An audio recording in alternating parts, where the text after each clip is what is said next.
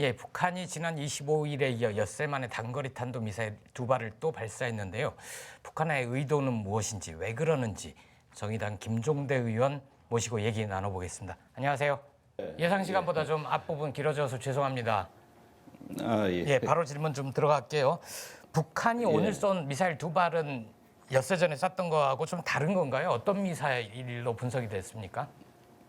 글쎄 이제 뭐 곧 북한이 공개를 할 겁니다. 네. 우리가 아무리 분석해도 요즘은 북한이 워낙 잘 보여주니까 뭐 아마도 5월에 쏘고 또 엿새 전에 쏜 것과 동일하게 전술 지대진 미사일일 것으로 추정이 되고요.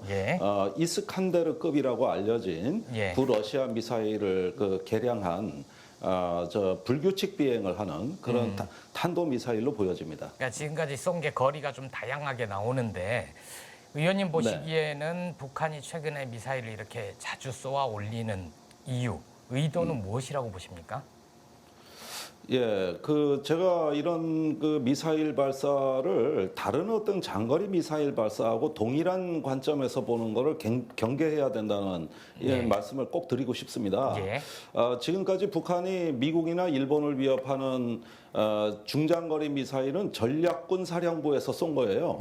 그러니까 북한은 지금 제4군 체제입니다. 육해공군 말고 전략군이 따로 있는데 여기서 핵과 미사일을 담당합니다. 그런데 이거는 미국하고의 비핵화 협상 때문에 지금 동결돼 있는 상태예요.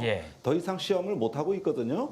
그런데 한미연합전력은 여전히 뭐 증강되고 있으니까 북한이 그럼 안보를 뭘로 지킬 거냐? 핵과 미사일을 내려놨는데 그러면은 전략군 사령부 소속이 아닌 북한인민국 포병국이 관장하는 재래식 무기들이 있습니다.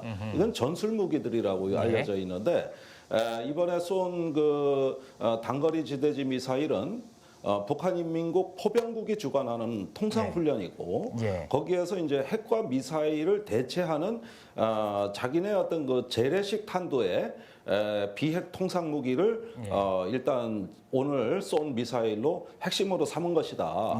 그런 만큼 이것이 어떤 한미 비핵화의 판을 깬다거나 또는 전략적 도발이라고 볼 수는 없고 일단 대내적으로 어떤 안보 태세 점검 그러면서 여차하면은 나중에 가서는 이제 미국하고 협상 여야에 따라서는 더 센 거를 보여줄 수도 있다는 메시지를 슬쩍 보여주는 수준이다. 그런 점에서 저는 이 미사일에 대해서는 너무 우리가 과민 반응을 할 필요가 없다고 봅니다. 우리는 이와 같은 미사일을 1000발도 더 갖고 있어요.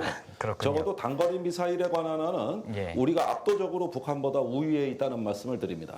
그렇더라도 최근에 좀 자주 미사일을 쏴 올리는 거는 이게 좀 미국과 빨리 좀 협상을 하고 싶다. 뭐 이런 의도도 깔려 있다고 봐야 되는 건가요?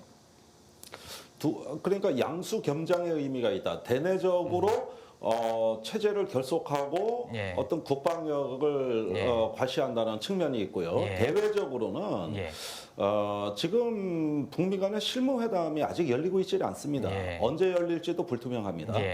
이런 상황에서 미국과 한국에다가 존재감을 과시하는 정도 또 그렇게 함으로써 북한이 자기들의 셈법에 맞게 미국이 빨리 실무 협상에 임하라는 하나의 독촉장의 역할도 하고 있다고 봅니다. 그러니까 이게 미국을 향한 메시지이기도 하고 군 내부 달래기용으로 북한 내부를 향한 메시지이기도 하다. 이렇게 보시는군요. 그런데 미국을 향한 메시지면은 그 효과가 있어야 되는데 계속 트럼프 대통령은 뭐 북한이 이런 정도 쏜 미사일 가지고 유엔 안보리로 갈 일도 아니고 단거리 미사일은 세계 어느 나라나 다 쏘는 거다. 이러면서 그냥 묵인방조하는 분위기거든요. 별거 아니라는 그렇다면은 북한 입장에서는 이게 미국을 향한 메시지 치고는 너무 약하고 또 미국이 인정을 하지 않았기 때문에 다소 실효를 거두고 있는 것 같지는 않습니다. 이런 미사일 발사가 한반도 평화 프로세스에 좀 안 좋은 영향을 끼칠까요? 아니면 별로 영향이 없을까요? 일단 지금 남북한 간에는 군사 합의서가 체결돼서 일체 적대 행위를 중지하기로 했습니다. 예. 지상, 해상, 공중에서 예. 남북한은 서로 일체 적대 행위를 중지한다. 예. 이렇게 기존의 판문점 합의가 체결이 돼 있고 예. 또 그런 결과로 우리가 서해, 동해, 해역뿐만 아니라 공중에서도 상당히 안정적인 남북과 군사적인 예. 안정을 도모해 왔거든요. 그런데 가장 우려스러운 것은 예. 북한이 비록 단거리 전술 무기라고 하지만은 이런 미사일 발사가 예. 서로 군사 합의문을 무용지물로 만든다거나 예. 또는 남북한의 협력의 분위기를 저해할 가능성이 있다면 저는 예. 그 가능성이 분명히 있다고 보는데 예. 그렇다면은 이후에 남북 관계를 풀어나가는데 굉장히 어려울 수가 있습니다. 예. 굉장히 어려울 수가 있어요. 북쪽에서는 네. 당신들도 한미 연합훈련 하지 않냐 이렇게 얘기를 하잖아요. 네, 우리 연합훈련도 굉장히 축소된 형태로 시뮬레이션 형태로 하고 있습니다. 예. 그 문재인 정부가 나름대로 북한의 성의를 보이기 위해서 예. 노력을 안 한 건 아니에요. 좀 배려를 그러나 하고 있다는 거죠. 배려는 하고 있는데 북한의 입장에서 이걸 생각해 보면 이런 거예요. 우리는 핵과 ICBM 장거리 네. 미사일을 내려놨는데 예. 그런데 한반도의 세력 균형은 점점 우리한테 불리한 방향으로 전개되고 있다. 예. 그 한미 연합훈련도 시뮬레이션이라고 하지만 여전히 하고 있고 예. F-35 전투기도 최근 점점 청주 증강되고 기지에 있고. 갖다 놨고 네. 예. 이런 것들을 봤을 때 우리의 안보 불안감은 여전히 더 심화되고 있으니까 예. 우리만 손해 보는 거 아니냐. 예. 이런 어떤 그 상실감을 무언가 좀 보상받고 예. 또 자존감을 과시함으로써 이런 불안감을 해소하기 위한 목적에서 저런 전술 미사일을 발사할 수 있는 거거든요. 예. 그러니까 우리가 그 심리적인 배경을 꿰뚫어보고 예. 북한에 대해서 안정적으로 비핵화를 할 수 있도록 빨리 군사공동위원회를 개최해서 예. 이 군사적 신뢰 구축, 군비 통제 문제를 협의할 수 있다고 북한에 메시지를 보낸다면 예. 그렇다면 이런 그 전술 무기의 어떤 위협도 관리할 수 있다. 예. 저는 자신감을 갖고 이 정부가 임해주길 바랍니다. 예. 안 그래도 정부 대응의 적절성 문제를 여쭤보려고 했는데요. 오늘 NSC 청와대에서는 안보 회의가 열렸고 국방부 장관은 좀 강도 높게 표현을 했네요. 우리를 위협하고 도발한다면 당연히 적개념에 포함되는 거 아니냐 이런 얘기를 했는데 우리 정부의 대응은 어떻습니까? 의원님 보시기에는.